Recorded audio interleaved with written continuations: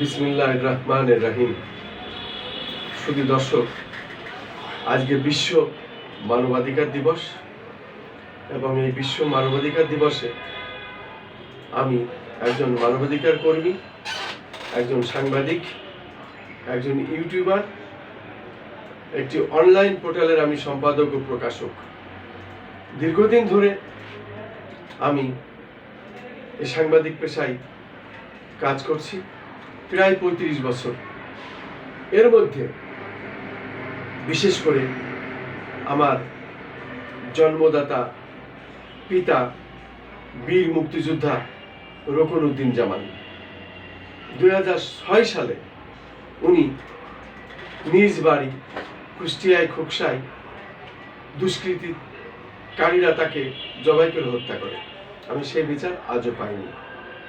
এরপরে আমার ইমিডিয়েট বড় যে ভাইটি বিশিষ্ট রাজনীতিবিদ ও ঠিকাদার খন্দকার রবিউজ্জামান শিপাল, তাকেও ঝিনাইদহ জেলার শৈলকুপা উপজেলায় মালিপাড়া গ্রামে নিজ বাড়িতে দুষ্কৃতিকারীরা হত্যা করে। সেই বিচার আমি পাইনি। আমার মা বীর মুক্তিযোদ্ধা খন্দকার আঞ্জুমান আরা বেগম, উনি এই শোকে মারা যান। আমরা আসলে কি বলবো, বলার ভাষা নাই। এরপরে ফ্যাসিস্ট শেখ হাসিনার সরকার প্রায় ১৭ বছর তারা আমাদের উপরে নিপীড়ন নির্যাতন একের পর এক চালিয়ে গেছে। আমি প্রায় ২ বার, আমি বলবো ৩ বার, কারণ জাতীয় প্রেস ক্লাবে আমার পিতা ভাই হত্যার বিচারের দাবিতে আমি মানববন্ধন করি, সংবাদ সম্মেলন করি।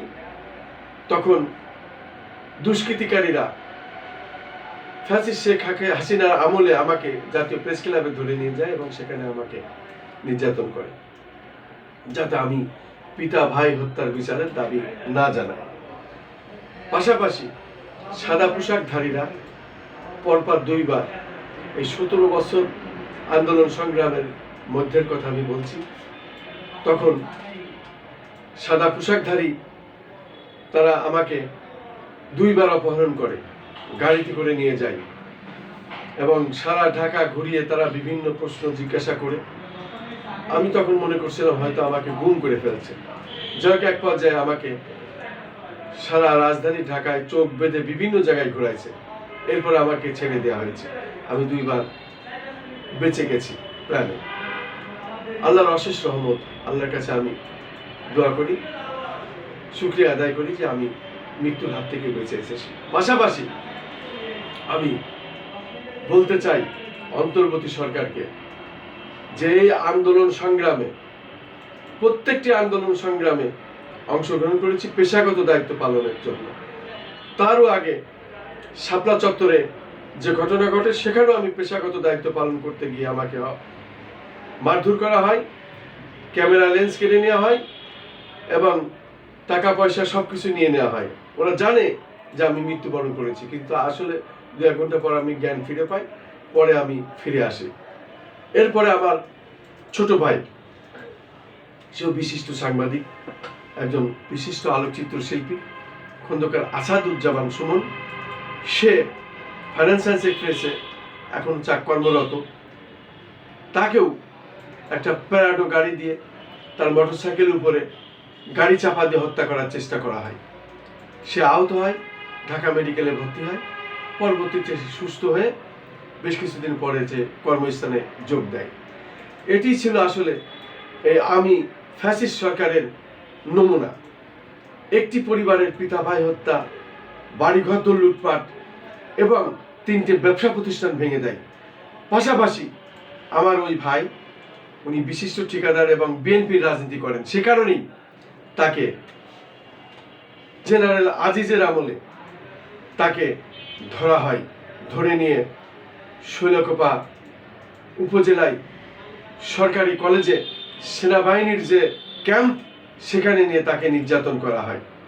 এই ছিল শেখ হাসিনার একেবারে উদ্দেশ্য ভাবে যে কাজগুলো করা, বিভিন্ন জায়গায় সারা দেশে যেসব জায়গায় বিএনপি পন্থী লোক যারা আওয়ামী এই দুঃশাসন যারা পছন্দ করতো না, তাদেরকেই বেছে বেছে এইভাবে নির্যাতন করেছে। তার ভিতরে আমাদের পরিবার একজন, সেই পরিবারের সদস্য আমি। অথচ আমরা আজও বিচার পাইনি। বিচারের বাণী নীরবে নিবৃত্তে আজও কাঁদে। আমি এটাই বলতে চাই যে আজকে বিশ্ব মানবাধিকার দিবস। এই বিশ্ব মানবতা আসলে কোথায়? এই বিশ্ব মানবাধিকার দিবসে আমি এটা বলতে চাই, মানবতা আসলে কোথায় চলে গেছে? মানবতা বলে কিছু আছে বলে আমরা দেখছি না। এখনো কিন্তু আমি বাড়ি যেতে পারিনি। এই 17টি বছর আমি আন্দোলন সংগ্রামে সব সময় 17টি বছর রাজপথে ছিলাম। আমার পেশাগত দায়িত্ব পালন করেছি, টিয়ার সেল খেয়েছি, বিভিন্ন রাবার বুলেট, ইট পাটকেল এবং কাঁদানি গ্যাসে আমি কয়েকবার সেন্সলেস হয়েছি। তারপর আবার সুস্থ হয়ে আবারও আমার পেশাগত দায়িত্বে ফিরে এসেছি এবং শেষ পর্যায়ে আমার এফেক্ট করে শারীরিকভাবে। আমি তখন মুগদা মেডিকেল কলেজে হাসপাতালে ভর্তি হই এবং সেখানে প্রায় 1 মাস আমি আইসিইউতে ছিলাম। বিভিন্ন রোগ শোক একবারে যখন বাসা বাঁধে, এইসব বিভিন্ন কারণে আন্দোলন সংগ্রামের অনেক ঘটনা, এরপরে তো বিভিন্ন ধরনের বাবা ভাই হত্যা, বাড়িঘর লুটপাট, চিন্তা ভাবনা তো আছেই, বিচার নাই, বাড়িঘর ছাড়া সব কিছু লুটেরা লুটে নেয়। এই কারণেই আমি অন্তর্বর্তী সরকার প্রধানের কাছে আমি আমার অনুদানের জন্য চিকিৎসা বাবদ, আমি যেহেতু এখনো ওষুধ খাচ্ছি, পেরে উঠছি না, অনেক ধার দেনা, জমি বিক্রি করা হয়েছে, অনেক ক্ষতিগ্রস্ত, আমি একটা অনুদানের জন্য দাবি জানিয়েছি, কিন্তু আজ পর্যন্ত সেখানেও কোনো খবর নাই। অথচ আমি একজন জুলাই যোদ্ধা। যেহেতু আমার পেশাগত দায়িত্ব পালনের জন্য প্রত্যেকটি সময় এই আন্দোলন সংগ্রামে থাকা লেগেছে এবং এই ভিডিও ফুটেজ আমি কাজ থেকে করেছি, তার সমস্ত কিছু ডকুমেন্টস আমার 12টি ইউটিউব চ্যানেল, ইনশাল্লাহ এই 12টি চ্যানেলেই আমার এগুলো ধরা আছে, আমার কাছে এগুলো রাখা আছে। এগুলো বিশ্ববাসীও দেখছে, দেশবাসী দেখছে, যেহেতু এটা এখন ইন্টারনেটের যুগ। আমি তাই বলতে চাই, এই বিশ্ব মানবিক দিক বিবেচনা করে এই অন্তর্বর্তী সরকারকে বলবো যে বিশ্ব মানবাধিকার দিবসে অন্তত আপনি, আমি নয়, আমার মতো এই বাংলাদেশে বহুত মানুষ আনাচে কানাচে প্রত্যেকটি জেলায় তারা পড়ে আছে, ভুক্তভোগী, আহত, জুলাই যোদ্ধা, তাদের কোনো হিসাব নিকাশ নাই। পরিষ্কার ভাষায় আমি বলতে চাই, যেহেতু 17 বছর এই আন্দোলন সংগ্রামে ছিলাম, আমি দেখেছি আওয়ামী এবং আমি দোসর ছাড়া সমস্ত পেশাজীবী, সমস্ত বয়সের মানুষ এদেশের এই আন্দোলন সংগ্রামে অংশগ্রহণ করেছিল এবং যার কারণে এই ফ্যাসিস্ট শেখ হাসিনা পালাতে বাধ্য হয়েছে। তাই আমার বিশেষ একটি দাবি অন্তর্বর্তী সরকারের কাছে, আপনারা একটি বিষয় মাথায় রাখুন, আওয়ামী লীগ সরকার এবং আওয়ামী লীগ সরকারের দোসর যারা, এই 14 দল সহ তাদের দোসরদের বাদ দিয়ে এদেশের যত সাধারণ জনতা আছে প্রত্যেককেই সম্মান দিতে হবে, জুলাই সনদ দিতে হবে, প্রত্যেকের সম্মান দিতে হবে। কারণ প্রত্যেকের যদি এই চেষ্টা না থাকতো তাহলে এই সরকার পতন হতো না। যেহেতু আমি আন্দোলন সংগ্রামে রাজপথে থেকে, রাজপথের সৈনিক হিসাবে, জুলাই যোদ্ধা হিসাবে আমি নিজের চোখে যা দেখেছি, আমি বলবো এই দেশের আওয়ামী লীগ এবং আমি দোসর বাদে প্রত্যেকেই জুলাই যোদ্ধা এবং প্রত্যেকেরই জুলাই সনদ দিতে হবে, এটা আমার বিশেষ দাবি। আর এই দেশে নির্বাচন যদি সুষ্ঠুভাবে হয়, সরকার তো পরিবর্তন হবে, সেখানেও আমার দাবি আছে জুলাই সনদের প্রতি বিশেষভাবে দৃষ্টি রাখতে হবে, এদের মূল্যায়ন দিতে হবে, মর্যাদা দিতে হবে। পাশাপাশি এই দেশে আর যেন গুম খুন না হয় এবং আয়নাঘর না হয়, আর বিনা বিচারের জন্য কোনো মানুষ হত্যা না হয়। আমার ভাই পানি উন্নয়ন বোর্ডে বড় মাপের ঠিকাদার, সেখানে 1,000 কোটি টাকার ব্যাপার এখনো পাওনা আছে। আমিও এলজিডি ঠিকাদার, পৌরসভার ঠিকাদার এবং জেলা পরিষদের ঠিকাদার, সেখানে অনেক টাকা পাওনা আছে। আমি এখনো পাইনি, আমার ভাইও পাইনি। আমার ভাই এলজিডির একটি কাজ নিয়ে ফেনীতে যায়, এবং ফেনীতে যখন কাজ নিয়ে যায় তখন জয়নাল হাজারী ক্ষমতায়, এবং জয়নাল হাজারী তখন ওইখানে আমার ভাইকে যখন কাজ শেষ হয়ে যায় তার অস্ত্র দিয়ে, তার বাহিনী দিয়ে ওনাকে ধরে নিয়ে যায়, একটি ঘরে বদ্ধ অপহরণ করে রেখে জনতা ব্যাংকের ম্যানেজারের সমস্ত টাকা চেকে স্বাক্ষর করে নিয়ে যায়।